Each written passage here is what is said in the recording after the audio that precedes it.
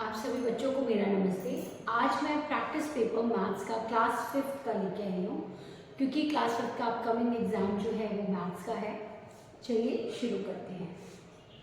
ये first question में एक टेबल दी गई है जिसमें प्राइस लिस्ट है, वेजिटेबल्स हैं और उसके प्राइस है कि वो पर केजी कितने प्राइस पे हैं। स्नेहा मार्केट जाती है and brought some vegetables for a shop. एक दुकान से वो वेजिटेबल्स परचेज करती है, जहाँ पर टमाटो का जो प्राइस है वो ₹12 है 1 किलो, पोटैटो का ₹10 और अनियन का ₹16, कैरेट का 18 और ब्राउन का 8। टमाटर, आलू, प्याज, गाजर और लौकी ये सब इनके प्राइस है पर केजी। अब फर्स्ट क्वेश्चन इससे ही रिलेटेड है कि स्नेहा ने 2.5 किलोग्राम टमाटो परचेज किए, तो उसे कितना कॉस्ट पड़ा। 2.5 मतलब 2.5 किलो। तो हमने अगर देखा कि जो टमाटो का प्राइस है, यहाँ पर टमाटो प्राइस है 12 रुपीज, ठीक है। अगर 1 किलो 1 केजी जो है टमाटो वो 12 रुपए का है, तो 2 केजी कितने का होगा? 2 केजी 24 का होगा, ठीक है। 2 केजी हो गया 24 का, ठीक। और हाफ केजी और लिया है उसने, 2.5 लिया है, तो 12 का क्या होता है 6, ठीक है। तो ये कितना हो गया 30। अब वो 3.5 किलो आलू लेती है, तो उसे कितना कॉस्ट पड़ेगा। आलू जो है वो ₹10 का है, 10 रुपीज का 1 केजी है, तो 3 केजी कितना हुआ 30 रुपीज का। 3 केजी 30 रुपीज का हुआ। और हाफ केजी 10 का हाफ करेंगे तो 5, इट मीन्स 35 का। उसको 3.5 किलो आलू, 3.5 केजी पोटैटो की जो प्राइस पड़ी उसको पड़ी ₹35। What is the price of 1/4 kg of onion? अब 1 kg अनियन की जो वैल्यू है वो है ₹16, ठीक है। अब यहाँ पे 1/4 लिखा हुआ है, हाफ केजी नहीं है, 1/4। तो 16 का 1/4 कितना होगा? 16 का 1/4 होगा 4, तो इसमें 4 ऐड कर दो, तो ये कितना हो जाएगा 20। तो उसको पड़े 20 रुपीज का 1/4 of onion. How much does half KG of carrot cost? Carrot का जो प्राइस है वो 1 केजी प्राइस है 18 रुपीज। तो हाफ केजी अगर कोई लेगा तो 18 का हाफ करेगा, 18 का हाफ होता है 9, तो उसको कॉस्ट पड़ेगा कैरेट का 9 rupees. Price of 1/4 of brown लौकी का प्राइस क्या है? तो लौकी जो है वो 8 रुपीज में 1 केजी मिल रही थी, ठीक है। तो 1 केजी 8 रुपीज में ले ली। अब 1/4 इसका भी 1/4 निकालो 8 रुपए का, तो ये हो गया 2, ठीक है। तो ₹8 प्लस ₹2, तो इक्वल टू कितने रुपए टोटल हो गए 10 रुपए में उसको 1/4 लौकी मिलेगी। अब आपको बताना है Sneha brought 2.5 KG tomato, 3.5 KG potato, 1/4 of brown and 1/4 of KG onion. तो उसे सब वेजिटेबल्स को खरीदने में कितना प्राइस देना होगा।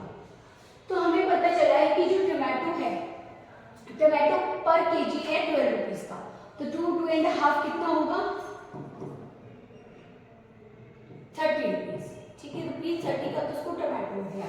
अब आता है पोटैटो हो गया 3 केजी 30 और 5, तो ₹35, 35, ठीक है। पोटैटो हो गया 35 रुपीज का, 3.5 किलो 3.5, 1/4 ऑफ ग्राउंड का जो रुपीस है वो है 8, तो 8 और 2 ₹10 का हो गया लौकी। अब आता है अनियन कितना है 1/4, तो 16 का 1/4 कितना होता है 4, तो ये हो गया ₹20। इन सबको ऐड करेंगे अगर हम, तो ये क्या वैल्यू आ जाएगी ₹95। तो टोटल उसको इन्वेस्ट जो करना पड़ेगा 95 रुपीज का, ये सारा वेजिटेबल्स पड़ेगा।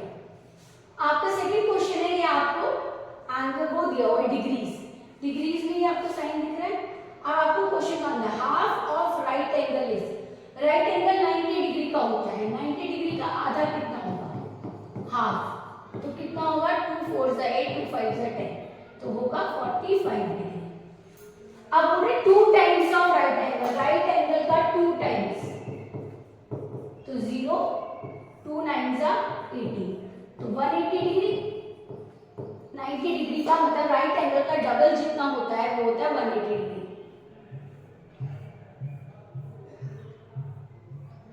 अब आता है आपका नेक्स्ट क्वेश्चन। ये एक डायग्राम दिया गया है आपको इसमें बताना है कि नंबर ऑफ एंगल्स कितने हैं। तो एंगल होता क्या है? एंगल होता है जहाँ पे टू लाइंस मिलती हैं, जहाँ पे टू लाइंस मिलती हैं वो एंगल क्रिएट करती हैं। तो ये हो गया 1 एंगल, 2, 3, 4 एंड 5। तो यहाँ हो गया ये 5 एंगल। सेम इसमें भी नंबर ऑफ एंगल बताना है 1, 2, 3। तो यहाँ 3 एंगल। अब आपको ये बताना है the factor of 25 are written in the red circle and factor of 35 are written in the blue circle. आपको बिगेस्ट कॉमन फैक्टर बताना है 25 30 का 35 का। तो 25 35 का कॉमन फैक्टर क्या है? 5 और 1। तो इसमें जो बिगेस्ट कॉमन फैक्टर है वो है 5 दोनों का।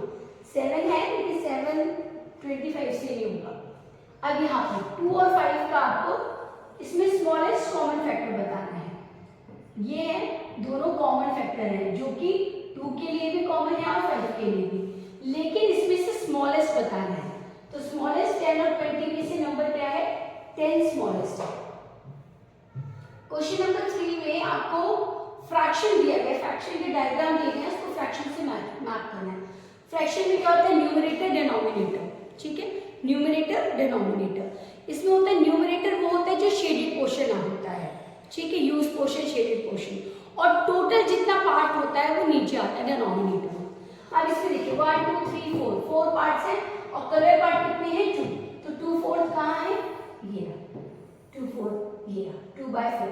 अब इसमें 1 2 3 4 5 6 टोटल कितने हैं? 6 और कलर कितना है?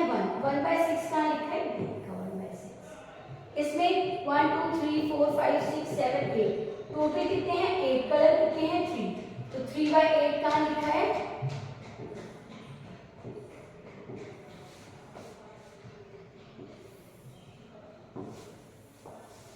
3/8 लिखा है, ठीक है। क्वेश्चन नंबर 4, आपको draw the hands of the clock when they are make angle which is, आपको लेस देन राइट एंगल बताना है। राइट एंगल ये होता है, ये होता है, ये होता है, ऐसे होता है और ऐसे होता है, ठीक है। तो राइट एंगल इसमें आपको लेस देन बनाना है, राइट एंगल से छोटा एंगल बनाना है, ठीक है। तो इसमें हम ऐसे कर सकते हैं 3 और ये ऐसे, ठीक है। अब इसमें बनाना है more than right angle, right angle से बड़ा, तो हम इसको ऐसे और ऐसे बना सकते हैं। इसमें राइट एंगल ही शो करना है आपको, तो राइट एंगल तो आप कहीं भी शो कर सकते हो, ठीक है। 3 से भी कर सकते हो, नीचे 6 से भी कर सकते हो।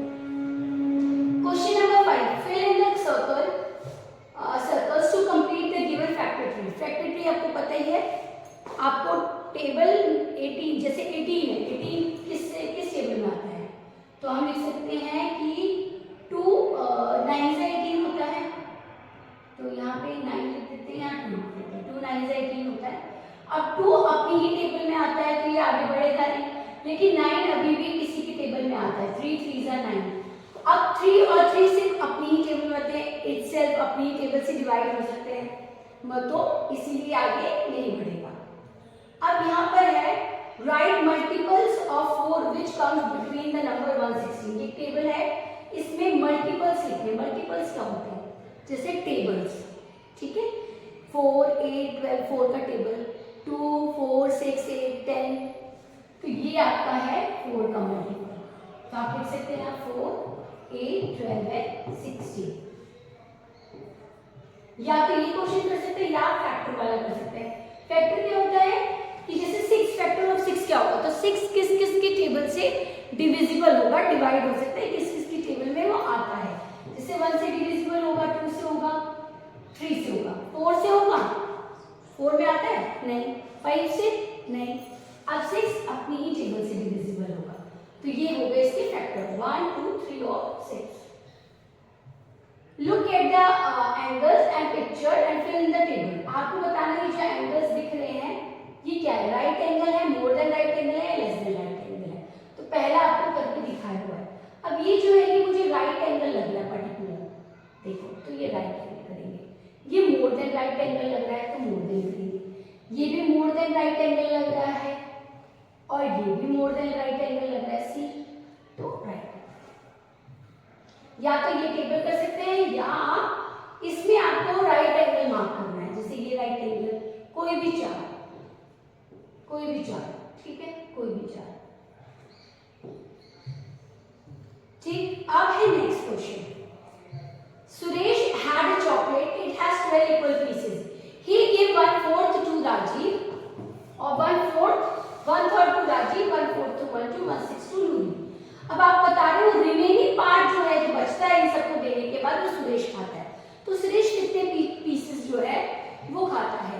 तो Suresh had a chocolate 12 pieces, इसमें राजीव को कितने दिए जाते हैं? गेट 1/3, तो 12 का 1/3 करेंगे तो क्या आ जाएगा? 4। मंजू गेट 1/4, तो 12 पीसेस का 1/4 करेंगे, 4 3 सा 12, तो 3 पीसेस। नूरी गेट 1/6, तो 12 1/6, 6 1 जा 6, 6 2 जा 12, 2 पीसेस। अब इन सभी पीसेस को प्लस करेंगे, हम ऐड करेंगे तो 9 पीसेस। तो 12 पीसेस में से अगर 9 पीसेस माइनस करेंगे तो 3 पीस किसके लिए बच जाते हैं? राकेश के लिए। राकेश, ठीक है।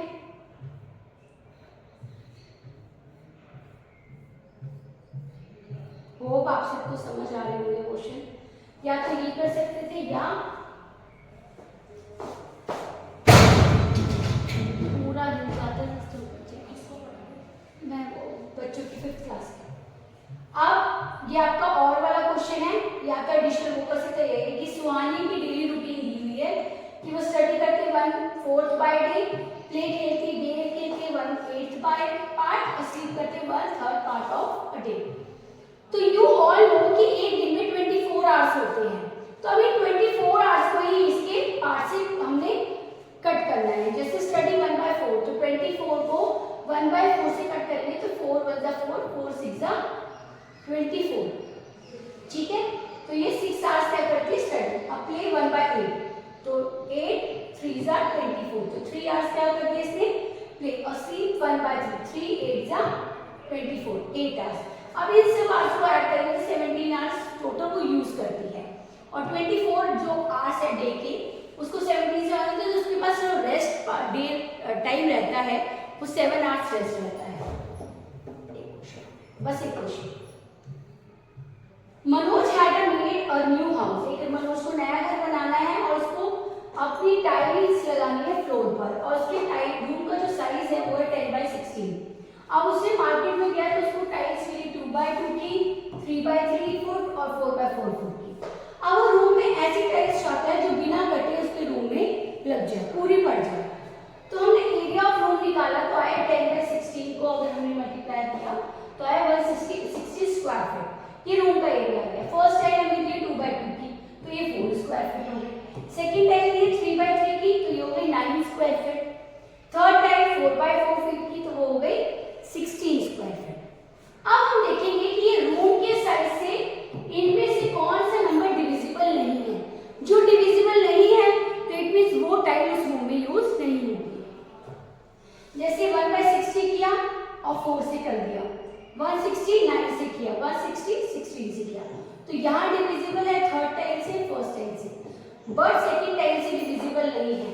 तो हम जो टाइल यूज करेंगे वो यूज करेंगे 2x2 फीट की और 4x4 फीट की, जो कि रूम में विदाउट कटे यूज हो जाएगी। लास्ट क्वेश्चन है ये, और का ही है।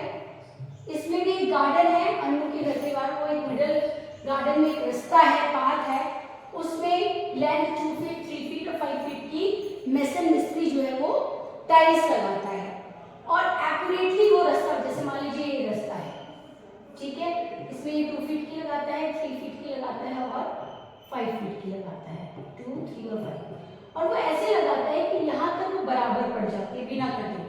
तो हम इसमें क्या करेंगे, इसमें पहले हम एलसीएम लेंगे 2 3 और 5 का। तो एलसीएम निकाला हमने, तो आया 2 3 और 5, 2 3 जा 6, 6 5 जा 2 3 जा 6, 6 5 जा 30 स्क्वायर फीट। तो 30 स्क्वायर फीट इसका आया। इसका मतलब ये कि ये जो टाइल्स लगेंगी टोटल कितनी लगेंगी, 30 स्क्वायर फीट में बिना कटे लग जाएगी।